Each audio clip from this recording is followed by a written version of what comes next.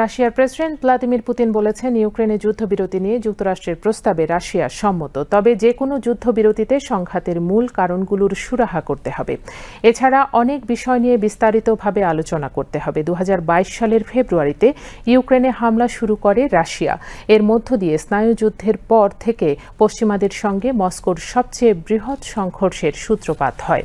বেলারুশের president Alexander লুকাশেঙ্কোর সঙ্গে আলোচনার পর বৃহস্পতিবার ক্রেমলিনের এক সংবাদ সম্মেলনে পুতিন সাংবাদিকদের বলেন, রাশিয়া শত্রুতা বন্ধের প্রস্তাবের সঙ্গে একমত, কিন্তু ক্রেমলিন এই সত্য থেকে এগিয়ে যাবে যে এই যুদ্ধবিরতি এমন হওয়া উচিত হবে যাতে দীর্ঘমেয়াদী শান্তির দিকে যাওয়া যায় এবং এই সংকটের মূল কারণগুলো দূর হয়।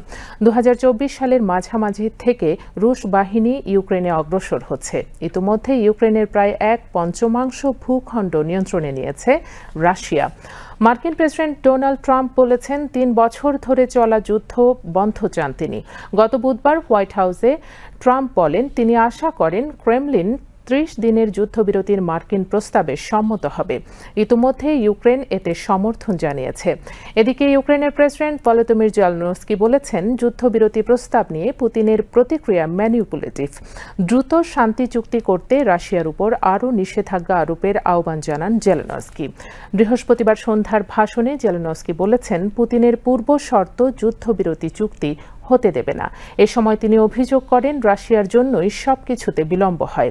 জেলেনস্কি বলেন, রাশিয়ার নেতা প্রায়শই এটি করেন। তিনি কোনো কিছুতে সরাসরি না বলেন না, বরং এমন কিছু করেন যা কেবল দেরি করিয়ে দেয় এবং স্বাভাবিক সিদ্ধান্তগুলোকে অসম্ভব করে তোলে।